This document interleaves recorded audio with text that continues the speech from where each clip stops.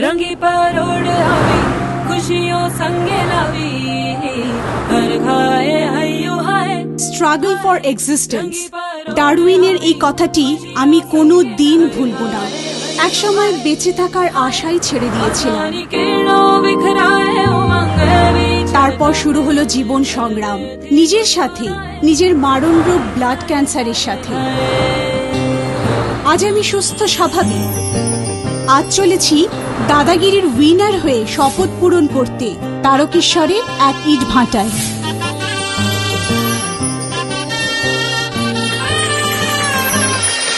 আমি রশ্মিতা গুপ্ত কলকাতা থেকে এসেছি দাদাগিরির শপথ পূরণ করতে। शुभारंभ हो शुभारंभ मंगल बेला आई सपनों की डहरी पे दिल की बाजी रे शहनाई शहनाई। অবাক লাগছে, অপরিচিত বাচ্চাগুলো কেমন আমায় আপন করে নিল। আমি যেন ওদেরই একজন।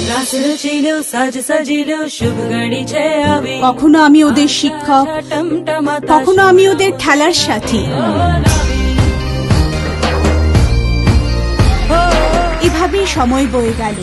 এক ফাঁকে আমি ওদের হাতে তুলে দিলাম ডক্টর দেবব্রত সেন ও দাদাগিরির কিনে দেওয়া কিছু নিত্য প্রয়োজনীয় দ্রব্য, যেমন সাবান, শ্যাম্পু, তেল,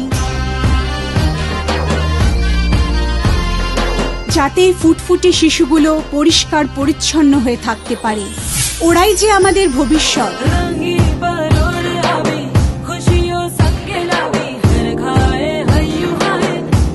পরিবর্তে আমি উপহার স্বরূপ পেলাম নির্মল হাসি আর বিশুদ্ধ বাতাস।